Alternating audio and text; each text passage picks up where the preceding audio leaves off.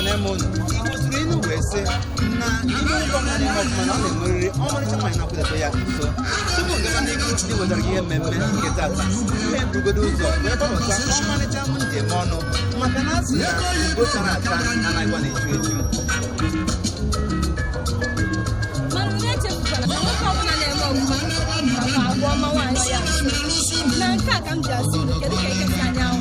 cheta na ọ bụ eziokwu anya bụ ọmụ efu wee sị na anyịkọ mamịrị ọma ọkụkọ gọdịbụ anyị nọ n'Enugu Ukwu na nzube ndị be ha na elu nke dị na ọnụkọ ime obodo Adama Afọ Imo na mpaghara kasị obodo Njikọ Ọka ma bụkwazị n'Enugu Ukwu n'Osochebe Anambra.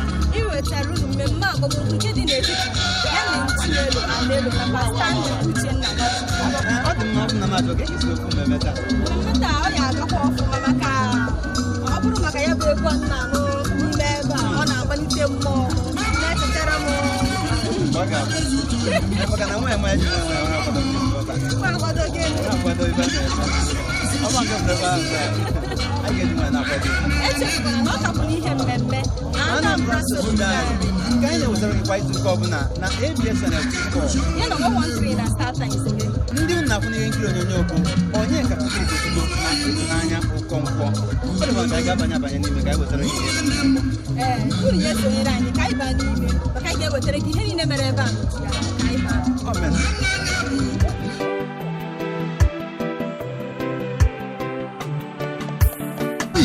I was in America to minister, and the Lord told me something. I will meet a man. Namga ho fuoke. And lo and behold, that man is here. Hallelujah. Daddy. Ogini meriji desaka go to. Over him na huni shit. Uncle. It's uncle. De ihe m na-ahụ o nwere ihe ị nọ na-ekwu n'abalị ebe 10 na rumu gị o nwere ihe ị nọ na-ekwu enwere ihe ị nọ na-ekwu ebe 10 ị chetara ebe 10 ana m ahụ enwere ofu nwa gị wuche dị mma adị ngwa gị hụrụ ya n'anya Jehova lee mgbe ahụ ọ ruru na tena Lakabosha Holy Ghost use me now. The Bible says on the book of Nebuchadnezzar, chapter 3, verse 5 and 6. Yes, una go Bible. Una go Bible. Una go Bible. Jaga my letter. All right, because never me. Ya do the number can see where before. Because ndiri again make a wedding agani who Chineke go sunu nini. People let me drink the correct aya. Because the organizers of this wedding, many also saw una hula na elu kwade kwa mma. Ebe msibe teraka, ebe nana kwa eteka. Ka agbapụ ya ọsọ n'ihi na ndị ba isi anyụkọ mamịrị ọnụ ya agba ọfụfụ eme ngwa emeghara ọdachi biko ka eme ni ọsụsọ ka anyị chọkine na ewu ojii mgbe oge dị mgbe ihe dị maka na tijie ama mfesakwa ọsọ biko ejimehere na-ekele ndị International Breweries PLC unu na ebe a live and direct ebe Chaiko na-eri ihe oriri ebe ọ na-arụta ihe ọ na-aṅụ ihe ọ na-eri ndị Breweries Jobstars ABSU Abia State University ọ ga-adịrị unu na mma unu na ebe a live and direct ndị Old Boys Association unu nọkwa ebe a heu Chineke ga-agọzi unu niile biko ana m asị ka onye chiri ezere ana m abịaghachi ọwụ na m lọghachi na mebuzi unu gawa onye ọbụla nọrọ ala menụ nke dị mma ka agbapụrụ mmemme ọsọ n'oge adịkwa nọ onye ọbụla obenye ọtọ ka ọ bụrụ Chineke. We are saying thank you, Jesus. We are saying thank you, Jesus, for your message. Thank you, Jesus. Oh, we are saying thank you, Jesus.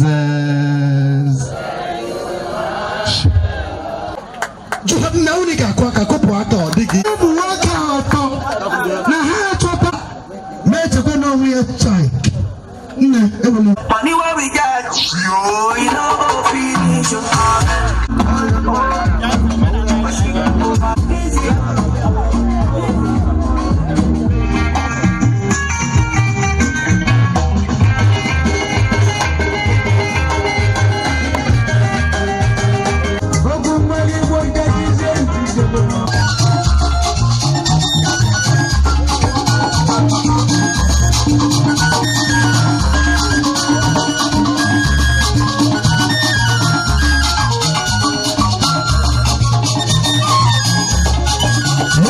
Let's go.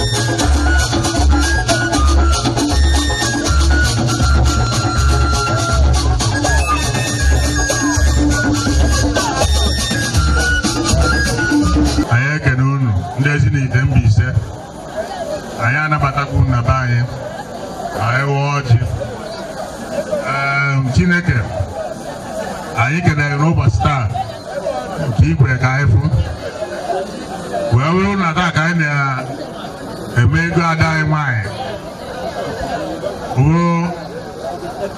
Chigel ọ ife ọma ka ọhụ mmiri zo n'ụtụtụ olugide anwụ kaba o gosi na ife na-aga nke ọma n'anya ya a sị na fada abụghị anụ dị na nwunye ọfụma ajọ mmụọ na ajọ mmadụ ama nzutefe ọ ya amụta nwa nwoke mụta nwa nwaanyị ọ ya agbata ibe eji eri ibe azụcha ụmụazị azụbaba a sị m onye ọbụla na-ene ha aja anya bịara na ya a sị m na udo ga-adịrị ha n'ezinụlọ ha ọ ya ebi ogologo ndụ na arụ isi ike ihe ọbụla ha yọọ Chineke ga-emelefanye a sị na ndị bịa na-abịa nụ ya anọ ọfụma ọnụ unu ya aka obi unu mma anyị nwa na onwe anyị nọkwa n'ebe anyị ọ ga-adịla anyị mma a sị amụta nwa amụta ibie anyị kene Chineke ekene n'ụbọchị tata nke o mee ka anyị fụ anyị wee na-ekwu na ndị a ga-adụ ndụ dụka nka n'aha Jizọs ịtụ anyị si ekwu ego osu wee dụ na anyị wee nwere na aha ọbara nwa Jizọs Kraịst bụ onye anyị. Ihe Chineke jikọrọ ọnụ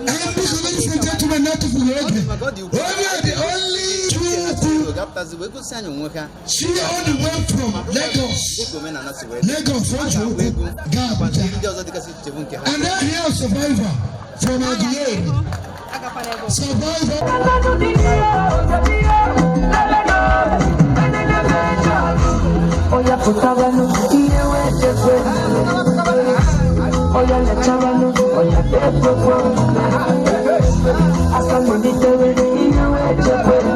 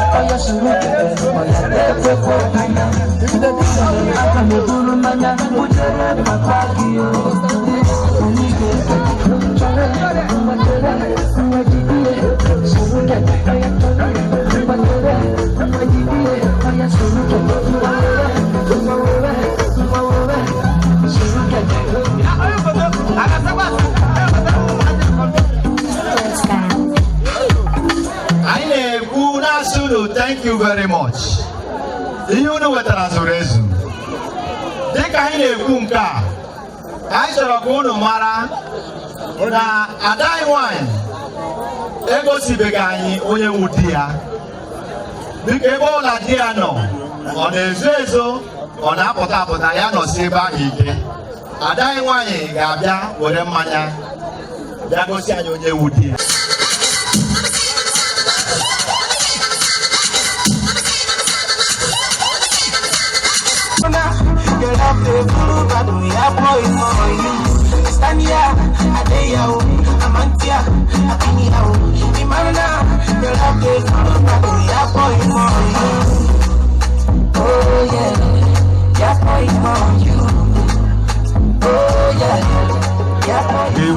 I don't mind. You bring my hand. Just come on, take it. You can't do it. Get a loan.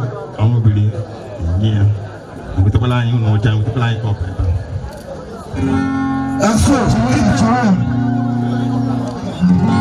She's worth more than yeah. She's worth more than silver. Special kind of woman. Oh yeah. Imam Maya.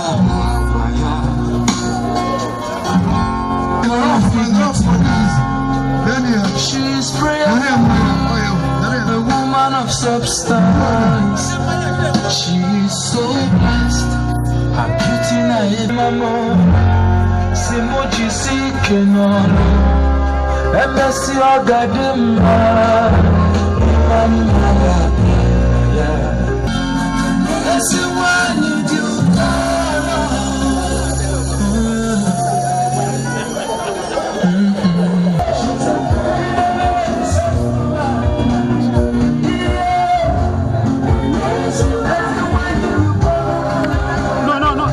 Squat.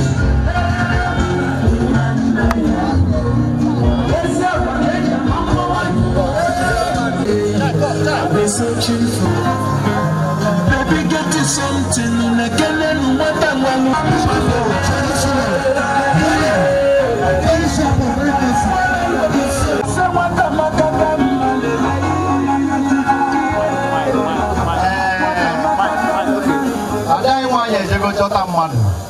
Where all of them I know. Oh, Makanda Mara. I'm not going to do now, but I'm not going to from Kendo, from Cocanil. I'm not going to be a cocky and when I don't come from wine. I don't know any new Najana, and I peace. I don't know to do that, Gigi, who buy a Congo. I must not go one or two. I got no money, I got no money. You know, you're with you. Everyone has to be going up, Papa. Buy all I don't know to defend paper. nwa anyanwụ na ga-afụ unu anyanwụ na afọ n'elu na ajọ anya anya ga-ekwuzi n'aha Jizọs taa anyị gwara ya ka ọ ga-esi adị n'aha Jizọs Kraịst bụ onye nwe anyị.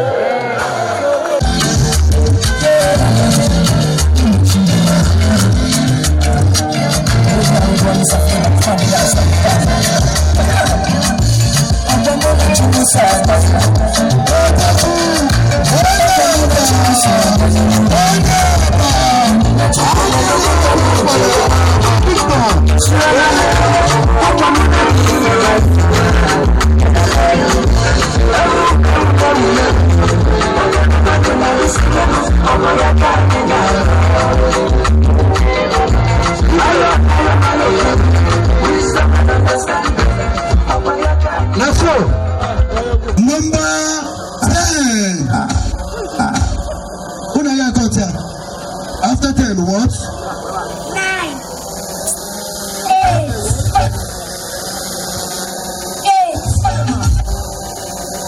7, 6, 5, 4.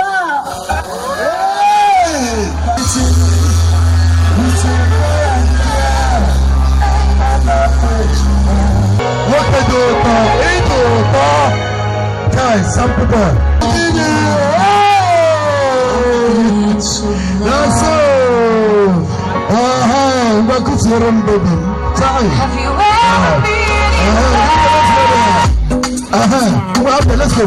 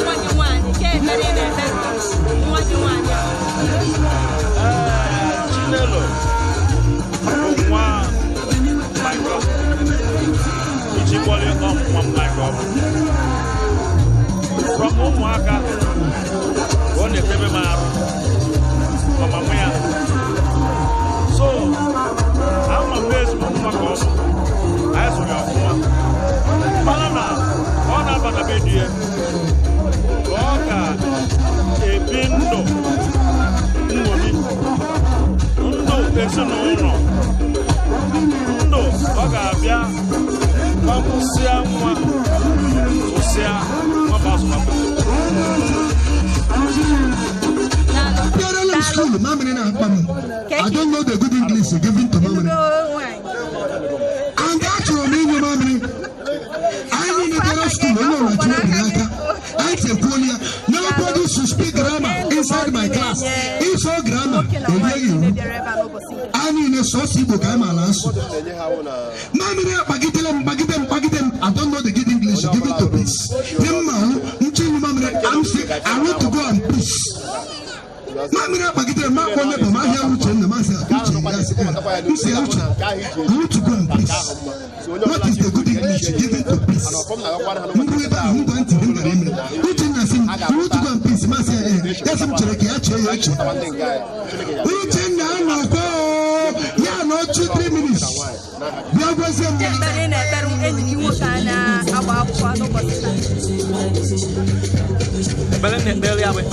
Everybody know wine, and then I came on Macamono women.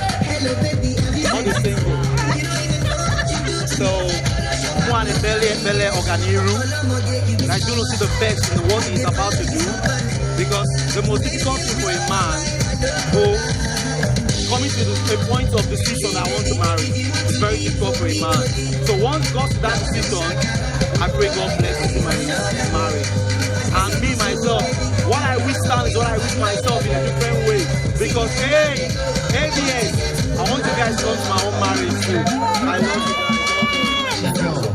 Nachiga, yes, so one years ago, people, I talk in the next 5 to 10 minutes. And you were okay at all. Our in-laws are going far Imo State, and Odroma Nahakachereba in the story on their way back.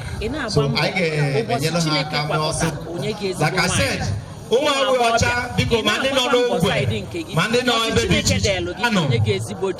our time is fast spent. People can only keep it doing. Because I need to better money to what I never do.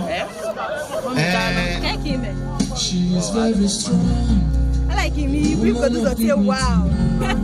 I think another man Yes, I was the woman of substance. no, he can't go again. I want to go to him. Again, I want to just me. I'm not. Oh, God, did you know? I'm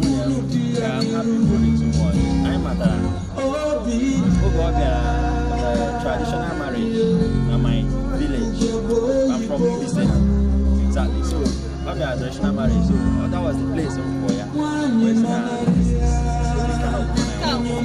Yes.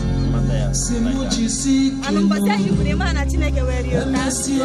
know that God is perfected, because that is from the innermost part of my heart, and let you walk in the way. And I know that God, although it didn't come to pass immediately, I will have to do some follow-ups. I know that it will work. Because today, joyous or a joyful day of my life, I'm being officially called a man. I get to see. So I have a wife of my own now, which every man always dream of. So what is the man correct? I'm being a baby and a look.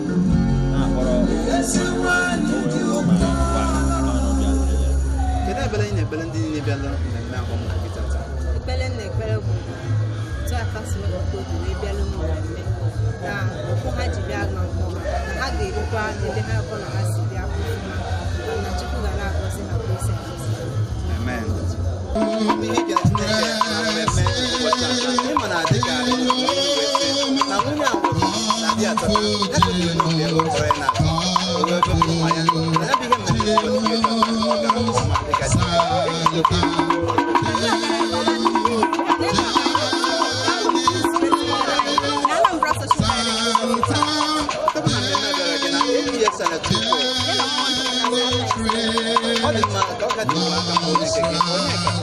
Break us